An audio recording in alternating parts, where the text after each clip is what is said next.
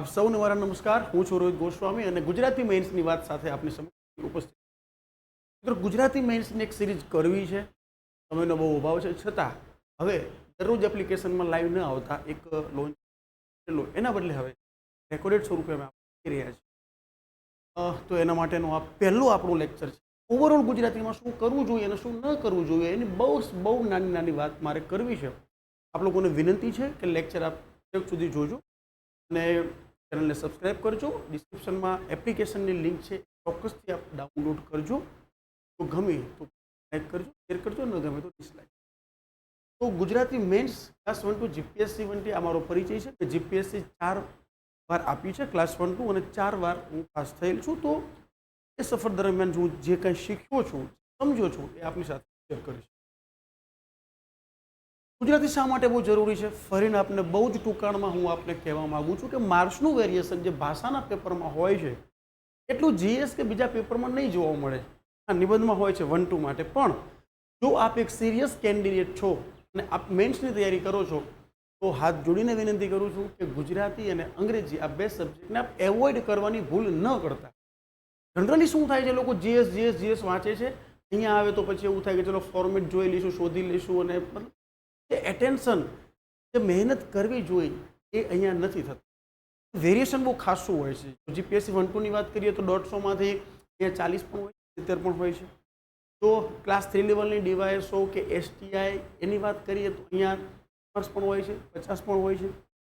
તો જ્યાં જીપીએસસી જેવી બોડી એક્ઝામ લેતી હોય ત્યાં વેરિએશન વધારે હોય છે. હવે ગૌણ સેવા પસંદગી મંડળ પણ સીસીમાં જ્યારે એક્ઝામ લેશે તો આપ લોકો જોજો કે અહીંયા ગુજરાતીમાં વેરિએશન બહુ મોટો પાયે જોવા મળશે. તો વેરિએશન માર્ક્સનું વધારે છે અને આ સબ્જેક્ટમાં તમારે માર્ક્સ જો બીજા કરતાં વધારે આવી ગયા તો તમે એ ગેમ એટલે આજે આપણે રેસ છે એવા ખૂબ આગળ નીકળી જવાના છો. ગોખણપટ્ટી મતલબ ન કરવી. તો એક હોય છે ફોર્મેટ ગોખી નાખવાના, આ જગ્યાએ આ જ લખવું, ને સંસ્કૃતનું એકાદ બે તમને શ્લોક ગોખાઈ નાખવાનું કીધું, કે આ ગમે પત્રમાં લખવાનું, ગમે અહેવાલમાં લખવાનું, એવું કશું નથી હોતું. તમારે ગુજરાતી ભાષાના હાર્દને સમજવું. ગુજરાતી મુખ્ય પરીક્ષા શું કામ એડ કરવામાં આવી છે અને કયા પ્રશ્નમાં શું લખાય, શું લખવું જોઈએ, એની જે ડિમાન્ડ શું છે ક્વેશ્ચન્સ, મિત્રો, એ બધું આપણે સમજવું જોઈએ. અને પછી જો લખશું તો આપણો જવાબ છે એકદમ શાર્પ હશે અને જે એક્ઝામિનર છે એને જે આપણી પાસે આકાંક્ષા હોય છે એને સંતોષનાર હશે, એ આપણને માર્ક્સ મળશે. તો જનરલી કોઈ 20 25 50 નિબંધ ગોખી નાખતા હોય છે, પત્ર ગોખી નાખતા હોય છે, પછી ગુજરાતી જ્યારે દઈને આવશો તો પૂરું થઈ જશે. યાદ રાખજો, આ સબ્જેક્ટને સૌથી ઓછો ભાર અપાતો હોય છે. બાકી બધું જીએસ ને બધું ચાલતું હોય છે. ગુજરાતીને આપણે જોઈએ એટલું ન્યાય આપતા નથી. એ તો કરી લઈશ છેલ્લે જ્યારે એક્ઝામ આવે. એમાં પહેલી વાર જે એક્ઝામ દેવા જઈ રહ્યા છો, ખાસ કરીને 1 2 માં, કેમ કે આ વખતે તો 9900 જેટલા કેન્ડિડેટ્સ જ્યારે પાસ થયા છે, તો છેલ્લે કરી લઈશ. આ એક ટેન્ડન્સી જનરલ હોય છે કે મહિનાની વાર હશે ને એક્ઝામ આવી જશે તો 1 મહિનામાં કરી લઈશ. નહીં થાય ભાઈ, નહીં થાય. તમારે ડેઇલી જેટલો તમે બીજા સબ્જેક્ટ ઉપર ભાર આપો છો એટલો જ ભાર તમારે ગુજરાતીને આપવો પડશે. અને દરેક પરીક્ષામાં હવે એક અગત્યનો ભાગ છે. તમે જીપીએસસી આપતા હોય, ગૌણ સેવા પસંદગી હોય, ઇવન ટેટની એક્ઝામ છે તો ત્યાં પણ ગુજરાતી મેન્સ હવે આવી ગયું છે. પીએસઆઈની એક્ઝામમાં પણ જે છે 70 માર્ક્સનું આવી ગયું છે. મિત્રો, દરેક એક્ઝામમાં જ્યારે ગુજરાતી મેન્સ કમ્પલસરી થઈ ગયું છે તો આપે જો સારી પોસ્ટ ઉપર વર્ણનાત્મક પરીક્ષાઓ જે છે ત્યાં તમારે જો સારો સ્કોર કરવો હોય તો પછી ગુજરાતી વિના નહીં. તો ગુજરાતીને સમજવું પડે. કોઈ એકાદ 2 મહિના કે કોઈ 10 12 લેક્ચરમાં ગુજરાતી પરફેક્ટ આવડી જાય એવું શક્ય નથી. આ તમને ઓવરવ્યૂ આપી શકે એટલા માટે થઈ. હવે જે આ કોર્સ અમે જે લોન્ચ કરી ત્યાં દરેક ટોપિક વાઇઝ જે ટોપિક વાઇઝ તૈયારી કરશું, આપણે મુદ્દા વાઇઝ તૈયારી કરશું, શું ન કરે બધી ઇન ડિટેલ ચર્ચાઓ કરશું. જ્યાં 50 લેક્ચર થાય, 55 બહુ જ નોમિનલ કે એ આપણે રાખી અને એક નવો કોર્સ લોન્ચ કરવા છે. તો બસ જોડાયેલા રહેજો. આટલું ક્યારેય ન કરતા. 2 વસ્તુ આજના લેક્ચરમાં મારે તમને કહેવાની છે કે તમારે લોકોએ શું કરવાનું છે અને શું નથી કરવાનું. બાકી નેક્સ્ટ લેક્ચરથી આપણે પત્ર લેખનથી આપણે સિરીઝને શરૂઆત કરવા જઈ રહ્યા છીએ. તો આજે 2 જ વસ્તુ યાદ રાખો. તો માર્ગદર્શનની મિત્રો એટલા માટે જરૂર હોય છે કે અત્યારે તમે આડેધડ ગમે તેમ તૈયારી કરશો, રાત દિવસ તૈયારી કરશો, પણ તમને મેક્સિમમ આઉટપુટ નહીં મળે તમારું. તો પદ્ધતિસરની તૈયારી કરશો અને એકદમ સચોટ તૈયારી કરશો, સ્માર્ટ તૈયારી કરશો તો આપ લોકોને તમારું ઈચ્છિત રિઝલ્ટ જે છે મળશે. ઓછી મહેનતે વધારે માર્ક્સ આપ લાવી શકશો. મુદ્દાઓને સમજો, મુદ્દાઓને ઓળખો, શું લખાય શું ન લખાય, શું કરાય શું ન કરાય, આટલી વસ્તુ આપણા મગજમાં અત્યારથી જ નાખી. તો અલગ અલગ અત્યારે યુટ્યુબ ચેનલથી લઈ ટેલિગ્રામ, વોટ્સઅપમાં અઢળક ગ્રુપને બધું છે. કન્ટેન્ટનો એટલો બધો અત્યારે તમારી ઉપર કહેવાય કે બોમ્બાર્ડિંગ થઈ રહ્યું છે કે આપ લોકોને શું કરવું ન કરવું એમાંથી જ તમે મતલબ શું વાંચવું શું ન વાંચવું, શું કરલું શું ન કરલું, એ બહુ જ કન્ફ્યુઝિંગ પોઈન્ટ છે અત્યારે. મને રિક્વેસ્ટ છે, હું જે કહું છું એટલે આપ લોકો ફોલો કરો. એમાંથી આપની ગેરંટી આપું છું કે આપને જરૂરી મુદ્દા, જરૂરી માર્ગદર્શન જે છે એ આ સિરીઝમાં આપને મળી. એક બુકના આધારે તૈયારી કરવી, કોઈ એક ખાનગી પ્રકાશનની બુક એક લઈ લેવા, તો તમને થાય મારું ગુજરાતી પૂરું થઈ ગયું, તમે પૂરા નહીં થાય. તો એક બુક્સના આધારે તૈયારી કરવાની ભૂલ બિલકુલ ન કરતા. આડેધડ આન્સર રાઈટ. સવારે ઉઠ્યા, મનમાં આવ્યું કે ચલો આજ મને લખવું છે, એક પ્રશ્ન લખવા બેઠા, એમાં જોયું ગૂગલમાં, પછી લખવા 20-25 મિનિટમાં એક લખો, પછી છોડ્યું. આન્સર રાઇટિંગ મતલબ હું કહેતો હોઉં છું કે આન્સર રાઇટિંગ જરૂરી છે, તો આડેધડ આન્સર રાઇટિંગ ન કરો. તમે નક્કી કરો કે આવતીકાલે મારે પત્ર છે, અહેવાલ છે, પત્રના 5 પત્ર લખવા છે, તો 5 પત્રના તમારે ટાઈમ નક્કી કરો કે આ આટલા ટાઈમમાં 5 પત્ર, તો 50 મિનિટમાં હું 5 પત્ર લખીશ, અને 5 પત્ર રેન્ડમલી સિલેક્ટ કરો. એવું તમે અગાઉ વાંચેલા કે અગાઉ પ્રશ્ન તૈયાર કરેલા એવા ન ચાલે. તો એક વસ્તુ ખાસ યાદ રાખો કે કોઈ પણ મુખ્ય પરીક્ષામાં તમારે પાસ થવું છે, કોઈ પણ અનએક્સપેક્ટેડ પ્રશ્ન પૂછાય તો પણ તમારી લખવાની શક્તિ હોય, દેશી ભાષામાં કહું તો તેવડ હોય, તો તમે પાસ થઈ શકશો, નહીંતર નહીં થાવ. એવું જરૂરી નથી કે જે કંઈ યુટ્યુબમાં ચાલતું હોય કે ક્લાસીસ એ જ મુદ્દાઓ તમને પૂછાવાના છે. નથી જ પૂછાતા ભાઈ.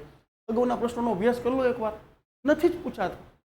તો તમારે કોઈ પણ ટોપિક જે છે એ લખવાની તમારી તૈયારી હોવી જોઈએ, તો જ તમે પાસ થશો. અને કોઈ પણ ટોપિકનો મતલબ કોઈ અનએક્સપેક્ટેડ ટોપિક આવી જશે ગુજરાતીમાં, ખાસ કોઈ અનએક્સપેક્ટેડ પત્ર આવી જશે, કોઈ અહેવાલ એવું આવી જશે, કોઈ ચર્ચાપત્ર એવું આવી જશે, કોઈ સંવાદ એવું આવી જશે. એ પ્રશ્નના હાર્દને સમજવું પડે કે અહીંયા શું લખાય, અહીંયા કઈ રીતે મારે, તો મને આમાં બહુ ખબર નથી પણ થોડી પણ ખબર છે, તો એનાથી પણ હું મારું કન્ટેન્ટ રીચ આન્સર કઈ રીતે લખી શકું, આ એક ખાસ સમજ પડશે. વાર લાગશે, સમજી જશો. એ તો કરી લેશનો ભાવ કે ભાઈ ચલો એક હવે છેલ્લા મહિના હું જોઈ લઈશ. એમાં ગુજરાતીમાં તો શું હોય, હવે બે તો પત્રમાં આમ ફોર્મેટ લખવાનું હોય, સંબોધન હોય ને, મિત્ર ગઈકાલે તારો પત્ર મળ્યો ને હાથે વચ્ચે આ કરી નાખવાનું હોય એટલે માર્ક્સ મળી જાય. આમાં હોય, અહેવાલમાં હોય ને, આમાં તો આ રીતના હોય, અહેવાલમાં નિવેદનમાં આમ લખાય, ફોર્મેટ તમે કરી નાખ્યા, પણ અંદર શું લખવું, ત્યારે શું લખશો તો વધારે માર્ક્સ મળશે. કરી લેશનો ભાવ નહીં ચાલે, અતિવાદી લખાણ ન હોવું જોઈએ. તો પહેલી એક વાત મિત્રો આપ સમજો કે આ ગુજરાતી મેન્સ દરેક પરીક્ષાઓમાં નાખવાનું મુખ્ય ઉદ્દેશ શું છે? સરકાર શું આ ગુજરાતીને દરેક જગ્યાએ લાવી રહી છે? તો સિમ્પલ એ જવાબ, જ્યારે આપ ગુજરાતી લખશો ત્યારે તમે કોણ છો એ પેપરમાં ઓટોમેટિક રિફ્લેક્ટ થશે. સપોઝ રાજકોટમાં અત્યારે જે ઘટના બની ગેમ પૂછો લખો ને તમે મેડાગ સરકાર દેવા, આમ નહોતું તેમ નહોતું, ભ્રષ્ટાચાર બધે છે, કીડાઓ છે ને, આ છે, ઘટના બહુ ગંભીર છે અને દરેક નાગરિકને આક્રોશ હોય, સ્વાભાવિક છે. જ્યારે આપ લખો ત્યારે સંતુલિત તમારો જવાબ હોવો જોઈએ. શબ્દો એ રીતે આપણે પસંદ કરવા જોઈએ, સરકારની છબી ન ખરડે એનું ધ્યાન. સરકાર પ્રત્યે ચાહે તમને ગમે અણગમો હોય, સરકાર પ્રત્યે તમારી જે માન્યતાઓ હોય, ત્યારે એક સરકારી અધિકારી બનવા, સરકારનો એક પાર્ટ બનવા માંગી રહ્યા હોય ત્યારે સરકાર પ્રત્યે તમારી પોઝિટિવ વિચારધારા હોવી જોઈએ. રાજકોટ ગેમ ઝોનની ઘટનામાં લખવાનું થાય ને તમને પૂછે સજેશન આપો, ત્યારે તમારા કોન્ક્રીટ સજેશન, સરકારને ગાળો આપી આ ભ્રષ્ટાચાર આમ કરનાર અધિકારીઓને જાહેરમાં આમ કરનાર, એ પ્રકારના એક બીજા સરકારી અધિકારી આશા આપે. અતિવાદી લખાણ ક્યારેય ન લખો. એક હું આ તમને વિગતે સમજાવીશ કે કોઈ પણ પ્રશ્નમાં તમારે શું વિગતો ધ્યાનમાં રાખવાની છે લખતા. તો અતિવાદી લખાણ ન લખો. બેલેન્સ વ્યૂ હોવું જોઈએ. એક અધિકારી પોતાની બધી જ વસ્તુઓને જોઈને નિર્ણય કરતો હોય, એ આવેગમાં નિર્ણય ન કરે, એ ઉશ્કેરાઈને નિર્ણય ન કરે.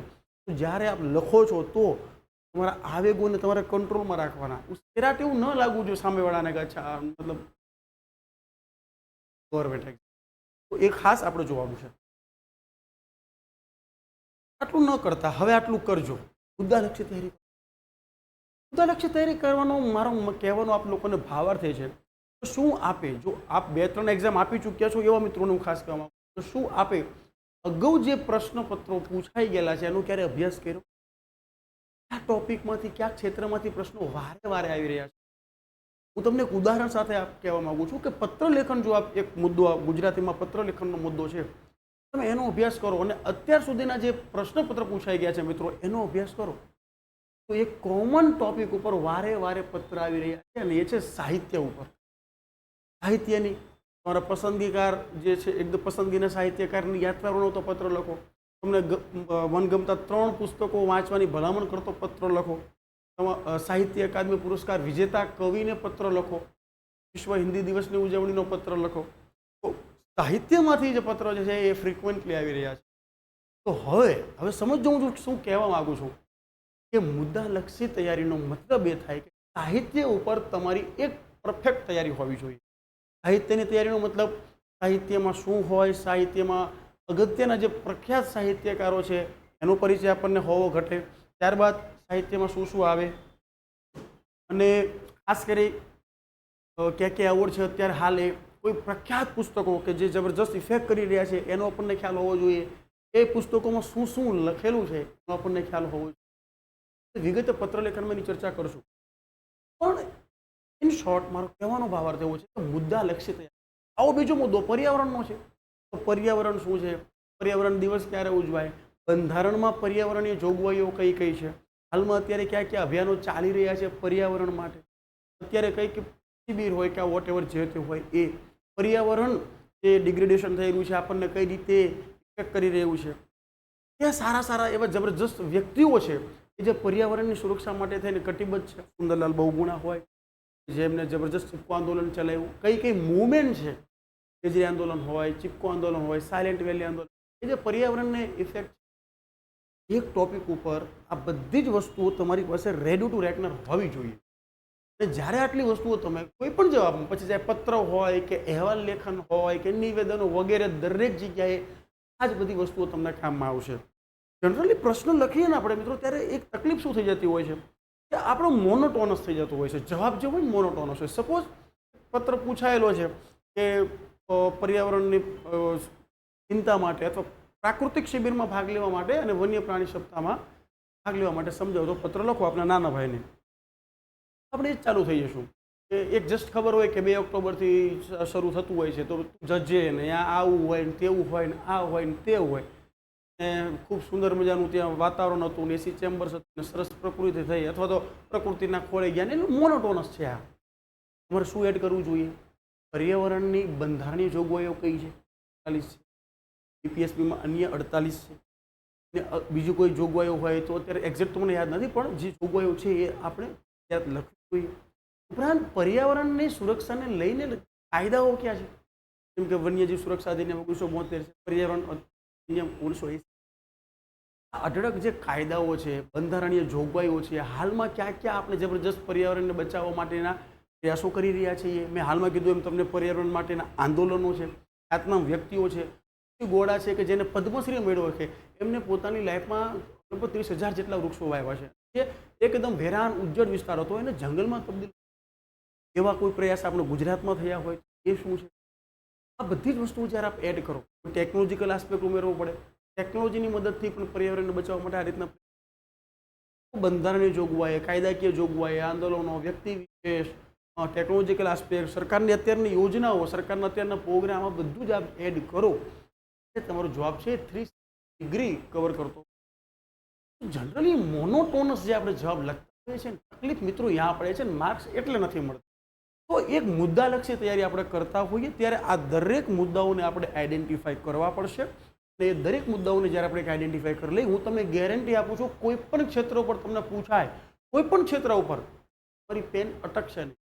તમે પરફેક્ટ લખીને આવશો, પણ તમે એટલું જબરજસ્ત લખશો કે તમે જ્યારે 2-3 વર્ષના અંતે તમે તમારા પેપર વાંચતા હશો ત્યારે તમને પ્રાઉડ ફીલ થશે કે વાહ કેટલું જબરજસ્ત મેં આન્સર લખ્યો છે. ત્યારે અમે વાંચતા હોય મારા જૂના પેપર તો એવું થાય કે અચ્છા આપણે આવું લખી શકતા થાય. તો એ બધી વસ્તુ આપણે ખાસ સમજવાની છે, શીખવાની છે. તો મુદ્દાલક્ષી તૈયારી ઉપર આપણે ખાસ ફોકસ કરશું. આપણું આ જો કોર્સ છે મારો ટોપ પ્રાયોરિટી રહેશે. હું દરેક મુદ્દાની ઇન ડિટેલ ચર્ચા કરી, કોઈ પણ પ્રશ્ન ગુજરાતીમાં ક્યાંય પણ પેપર સેટરને જ્યાંથી કાઢવો હોય પ્રશ્ન કાઢી લે, આપણી પાસે એટલું કન્ટેન્ટ હશે કે એ મુદ્દા ઉપર આપણે ગમે તે લખશું. ચોક્કસ સમયમાં જવાબ. જો એક વસ્તુ ખાસ 15-20 મિનિટમાં તમે પત્ર લખો એનો કોઈ મતલબ નથી. તમે સારામાં સારો બેસ્ટ પત્ર લખો છો, મતલબ નથી. રીઝન શું છે? રીઝન એ છે કે એ તમારે ટાઈમ સ્પેસિફિક જવાબ લખવાનો છે. તો હંમેશા જ્યારે પણ આપ લખો તો મિત્રો એ સમય મર્યાદામાં લખવાનો ખાસ ટેવ આપણે પાડવી પડશે.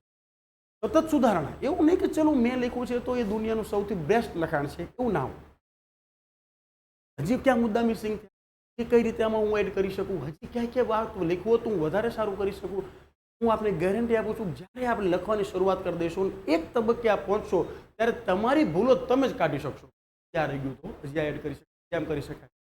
3 થી 4 મહિનાના અંતે જ્યારે આપણું આ કોર્સ ફિનિશ થશે તો જો આપ એને પ્રોપર ફોલો કરશો તો હું આપને વચન આપું છું કે એન્ડ ટાઈમ ઉપર તમે તમારી આ બધી જ સતત સુધારણાની ભૂલો કાઢતા રહેશો. ઇનિશિયલ ફેઝથી લઈને એન્ડ ફેઝ સુધી અમે તો તમારી સાથે જ છીએ. પણ સતત સુધારણા એ સારા માર્ક્સ લાવવા માટેની એક ચાવી છે. આપણે સતત સુધારણા કરવાના છે. પ્રશ્નના હાર્દને સમજવું પડે. પત્રની ભાષા થોડી અલગ હોય, અહેવાલની ભાષા થોડી અલગ, સંવાદ લેખનની ભાષા થોડી અલગ હોય, વિચાર વિસ્તાર તમારે અલગથી લખવાનો.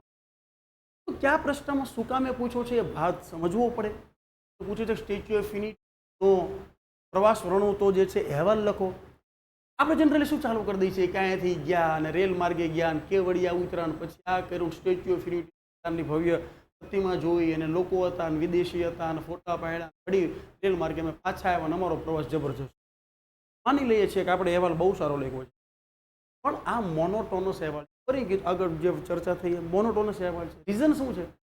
સ્ટેચ્યુ ઓફ યુનિટી ગુજરાતને થનારા આર્થિક લાભો, ગુજરાતને થનારા સામાજિક લાભો, જેમ કે ત્યાંનું જે આદિજાતિનું જે છે આખું જીવન ધોરણ ઉંચાયું છે, પર્યાવરણની સુરક્ષાને આપણે બહુ એને કેન્દ્રમાં રાખી છે, વિશ્વમાં આપણું એક જબરજસ્ત નામ થયું છે, આપણા મહાન સપૂત સરદાર વલ્લભભાઈ પટેલ સાચી શ્રદ્ધાંજલિ આપી. ગુજરાત જે છે એક જબરજસ્ત આખી એની ઇમેજ ઊભી કરી શકવું હોય તો એમાં સ્ટેચ્યુ ઓફ યુનિટી. તો પર્યાવરણ, સામાજિક, આર્થિક આ બધા જ પાસાઓને તમે જ્યારે તમારા અહેવાલમાં પણ ઇન્ક્લુડ કરો પછી એની ભાષા થોડી એવી શૈલી, અલંકારિક શૈલી હોય, ત્યાં આપણે જબરદસ્ત એક આખું ભાવવાળી લખાણ લખવાનું, તો એ જ્યારે એડ કરી દો તો મિત્રો એ અહેવાલમાં ક્યારે ઓછા ના હોય. પહેલામાં પણ માર્ક્સ આવશે, પણ જ્યારે તમારે અડધો માર્ક્સ કે 1 માર્ક બીજા કરતાં વધારે કેમ લેવો એ તમે શીખી જાઓ અને અલગ અલગ ડાયમેન્શનથી જવાબ લખતા થઈ જાઓ, હંમેશા માર્ક્સ બીજા કરતાં અડધો કે 1 માર્ક્સ હંમેશા વધારે, અડધો કે 1 મસ્ત આવી. 360 ડિગ્રી એપ્રોચનો મતલબ તમારે જે પ્રશ્ન પૂછવો છે સમજી અને દરેક વસ્તુમાં ઇન્ક્લુડ કરતા થવાની, દરેક વસ્તુ, નહીં કે મોનોટોનસ. કેમ કરશું, કઈ રીતે કરશું? અરે તો શરૂઆત છે ભાઈ, ધીમે ધીમે તમે જુઓ કે તમે ઓટોમેટિક બધી જ વસ્તુ થઈ જશો. તો મારું આયોજન મિત્રો હવે તો બહુ અમે એકદમ ફર્મલી હવે છીએ કે હા રેકોર્ડેડ બેન્ચ કરશું. દર વીકે એકાદો લાઈવ લેક્ચર આવશું. જે લોકો પણ એપ્લિકેશનમાં જોડાશે એના માટે દર વીકલી 1 કે 2 લાઈવ લેક્ચર આવશું, જ્યાં ડાઉટ ક્લિયરિંગ સેશન કે 1-to-1 પણ ગોઠવશું. ઇવન ગૂગલ મીટનું પણ એવું પ્લાનિંગ કે એવું કરશું. રેકોર્ડેડ અને લાઈવ બંને લેક્ચર આવશે, પણ મોસ્ટલી રેકોર્ડેડ આવશે. હું તમને અત્યારથી કહું છું. એક ટેલિગ્રામ ગ્રુપ બનાવશું જેમાં આપ આપની કોઈ પણ ક્વેરી કે આપના કોઈ પણ જે લખેલા પ્રશ્નો જવાબ છે ત્યાં લખવામાં મૂકી શકશો. એ પ્રાઇવેટ ચેનલ હશે અને ત્યાં અમે એનું રિવ્યૂ કરશું. તો રેકોર્ડેડ અને લાઈવ લેક્ચર જે છે એપ્લિકેશન ટેલિગ્રામ ગ્રુપ બનશે કે પ્રાઇવેટ હશે, આપનું છે કંઈ પણ પ્રશ્ન કે કોઈ પણ ક્વેરી એનો અમે જવાબ. વ્યક્તિગત મૂલ્યાંકન અને પ્રગતિ ચાર્ટ બનશે કે લોકો પણ એપ્લિકેશનમાં એના માટે ઇનિશિયલ ફેઝથી ક્યાં છો અને કોર્સ પૂરો આપ ક્યાં હશો, આખે આખું 1-to-1 જે છે શોર્ટ એક મેન્ટરશિપ જેવું છે. આ મેન્ટરશિપ અમે કોઈ અલગથી નથી કરવાના. તમે લોકો એપ્લિકેશનમાં જોડાશો તમે 1-to-1 મેન્ટરશિપ જેવું જ પ્રોવાઈડ કરશું. મુદ્દાલક્ષી સચોટ તૈયારી કરાવશું, નહીં એવું કે ચલો પત્ર 2 લઈ લઉં હું કે 2 લેક્ચર પત્રમાં આમ લખાઈને તે લખાઈને તમારું પત્ર પૂરું, હવે તમે જોઈ લેજો અને હું મારું જોઈ લઉં અને પછી પૂરું. ના, મુદ્દાલક્ષી તૈયારી કરશું. આપની એક્ઝામ ન આવે ત્યાં સુધી તૈયારી ચાલુ રહેશે. આપણી કદાચ સિરીઝ પૂરી થઈ જશે તો પણ જે આપણી એક્ઝામ પૂરી નહીં થાય ત્યાં સુધી હંમેશા આપની સાથે ટાસ્ક બેઝ તૈયારી કરશું. ટાસ્ક બેઝનો મતલબ સમજો આપ શું છે. સપોઝ આજ મેં પત્ર લીધો, પત્રમાં મેં 2 મુદ્દા લીધા. હવે એ 2 મુદ્દાના હું તમને નેક્સ્ટ ડે જે છે એ ટાસ્ક આપીશ. ટાસ્ક ઇન ધ સેન્સ એ 2 પત્ર આપણે લખવાના થશે. તો ડેઈલી ગુજરાતી વિષય માટે એક ટાસ્ક હું આપીશ અને એ ટાસ્ક આપણે લખી અને ટેલિગ્રામ ગ્રુપમાં મૂકવાની થશે. જે લોકો જેમ જેમ આ રેકોર્ડેડ બેન્ચ અમે મૂકી છે અને જેમ જોડાતા જશે ખાસ ફાયદો મળશે. અને જે લોકો પાછળથી જોશે તો એમના પણ દરેક લેક્ચરના અંતે એક ટાસ્ક આપવામાં આવશે કે હવે નેક્સ્ટ લેક્ચર જોતા પહેલાં આપણે આટલી વસ્તુ પૂરી કરવાની છે અને જ્યારે નવો લેક્ચર શરૂ થાય ત્યારે એમાં એનો જવાબ શું હોઈ શકે, લખવું એની વિસ્તૃત ચર્ચા થશે. તો દરેક નાની ટાસ્ક અમે આપશું. પત્રમાં હું એક એવી ટાસ્ક પણ બનાવશું આપણે કે પહેલું જે સંબોધન છે એ કઈ રીતે લખાય, જે પહેલી 3 લાઈન લખી હોય તો કયા સબ્જેક્ટમાં શું લખાય, એ પ્રકારની પણ ટાસ્ક આપણે આપશું, જેથી કરીને એક પરફેક્ટ આપણે તૈયારી કરી શકીએ. તો જો હવે એક પ્રશ્ન ખાસ આપ લોકોને, અત્યાર સુધી આપણે જોયું છે તો આપ સિરિયસ છો. જો જીપીએસસી ક્લાસ 1 2 હોય, એસટીઆઈ હોય, ડીવાયએસઓ હોય, સીસી હોય, પીએસઆઈ હોય કે ટાટ હોય, ગુજરાતી મુખ્ય પરીક્ષા જ્યાં પણ લેવાય છે એ તમામ મુદ્દાઓ હું આ લેક્ચર સિરીઝમાં કોઈ પણ મુદ્દો છોડીશ તો આપ આંખ બંધ કરી આપ જે પણ તૈયારી કરતા હોય, તમને એમ થાય કે ના 1 2 માટે છે, ના એવું નથી, ગુજરાતી મુખ્ય પરીક્ષા પણ લેવાય છે, દરેક જગ્યાએ આ લેક્ચર સિરીઝ જે છે આપ લોકોને અચૂક આવશે. અને જો ન આવે, તમને એમ થાય કે ના ભાઈ ટાઈમ વેસ્ટિંગ થયું અને નથી થયું, તો એની પૂરી ગેરંટીડ એ મારી વચન છે. તો નિબંધ, વિચાર વિસ્તાર, સંક્ષેપીકરણ, ગદ્ય સમીક્ષા, ઔપચારિક ભાષણ, પ્રચાર માધ્યમો માટે નિવેદન તૈયાર કરવા, પત્ર લેખન, ચર્ચાપત્ર, અરજી લેખન, અહેવાલ લેખન, સંવાદ કૌશલ્ય, ભાષાંતર અને ગુજરાતી વ્યાકરણ. 13 ટોપિક છે કે જીપીએસસી ક્લાસ 1 2 ના ટોપિકમાં છે. બાકી બધી જ એક્ઝામોમાં આમાંથી કોઈ ઓછા હશે, આનાથી વધારે ક્યાંય નથી. તો આ 13 ટોપિકની to the point in detail તૈયારી આપ લોકો વચન આપો. તો મિત્રો આ 13માં હવે તો બધું આવી ગયું ને, કોઈ બાકી રહેતું નથી. બાકી તો અમે આપણી સાથે અને ગ્રામરની પણ હું આપ લોકોને પરફેક્ટ કરાવીશ. તો આ QR કોડ જે છે આપણી સ્ક્રીન ઉપર જે છે એ સ્ક્રીનથી આપ જે ડાઉનલોડ કરી શકશો. નીચે ડિસ્ક્રિપ્શન બોક્સમાં લિંક આપેલી તો જે ચેનલ છે એ ડાઉનલોડ કરી શકશો. આપ એજ્યુવિસ્ટા એકેડમી આ રીતે લખશો ગૂગલ પ્લેમાં જઈ તો પણ અહીંયા આવશે, ડાઉનલોડ જો વધારે વિગતો છે. ચલો મિત્રો, જો આપને ગુજરાતી સારું બનાવવું છે તો આપ મારી આગ્રહભરી વિનંતી છે કે ક્ષણનો પણ વિલંબ ન, તમે જે ઇન્વેસ્ટ કરો છો, ખાસ તમારો ટાઈમ, તો અમે ધ બેસ્ટ રિઝલ્ટ આપને ગુજરાતીમાં સંકોચે આપ જોડાઈ શકો છો. હું આપને પર્સનલ બાંયધરી આપું બિલકુલ. અને આપણા મિત્રોને પણ આ વિડીયો શેર લાઈક કરજો, બીજા સુધી પહોંચાડો. જ્યારે એપ્લિકેશનમાં જઈને જોજો કે ભાઈ શું છે ને કઈ રીતે છે, ખ્યાલ આવશે. કેવું નોમિનલ જે છે એ રીતે અમે આપ લોકોને પ્રોવાઈડ કરવા દઈએ છીએ. નવા